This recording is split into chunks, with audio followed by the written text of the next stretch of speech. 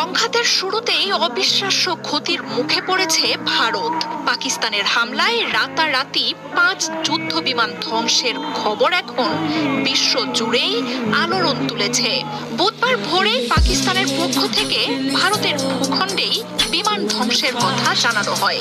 আন্তর্জাতিক গণমাধ্যমগুলো ভারতীয় যুদ্ধ বিমানের ধ্বংসাবশেষের ছবি প্রকাশ করায় এর সত্যতাও মিলেছে। আর এর মধ্য দিয়ে ভারতীয় প্রোপাগান্ডার বিরুদ্ধে আবারও পাকিস্তানের দাবি সত্যি প্রমাণ হলো। তবে শুধু এবারই প্রথম নয়, এর আগেও ভারতীয় বিমান ধ্বংস করে পাইলটকে আটক করে পাকিস্তানি বাহিনী। 5 যুদ্ধ বিমান হারিয়ে এখন আর্থিক আর সামরিক এবং ভাবমূর্তিগত এক অপূরণীয় ক্ষতির মুখে পড়েছে নরেন্দ্র মোদীর দেশটি। ল্যান্ডস্লাইড কে কারণ মঙ্গলবার মধ্যরাতে পাকিস্তানি ভূখণ্ডের আজাদ কাশ্মীরে বিমান ও ক্ষেপণাস্ত্রের হামলা চালায় ভারতীয় বাহিনী।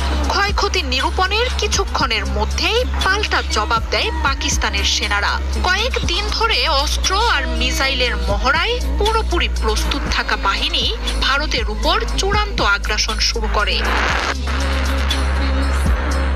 কয়েক ঘন্টার লড়াইয়ে ভারত নিজ বাহিনীর অন্তত 5টি যুদ্ধ বিমান হারায়। এর মধ্যে 3টি রাফাল, 1টি সু ও আরেকটি মিগ বিমান পাকিস্তানি বাহিনীর হামলায় পুরোপুরি ধ্বংস হয়ে যায়।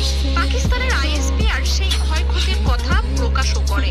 তবে সবচেয়ে বিস্ময়কর ব্যাপার হচ্ছে পাকিস্তান নিজেদের ভূখণ্ডে থেকে হামলা চালিয়েই ভারতের আকাশে থাকা বিমানকে ভূপাতিত করে। শক্তিশালী এসব হামলার সামনে স্রেফ উড়িয়ে যায় ভারতীয় আকাশ প্রতিরক্ষার সবচেয়ে উন্নত যুদ্ধ বিমান। কয়েক ঘন্টার ব্যবধানে 5 যুদ্ধ বিমান হারানোর এমন খবরে হইচই পড়ে যায় বিশ্ব জুড়ে। ফ্রান্সের তৈরি 36টি রাফাল যুদ্ধ বিমানকে ভারতের আকাশ বাহিনীর মেরুদণ্ড বলে ধরা হয়। পাকিস্তানের প্রথম দফা হামলাতেই সেসব যুদ্ধ বিমানের এমন করুণ পরিণতিতে বিস্ময় দেখা দিয়েছে।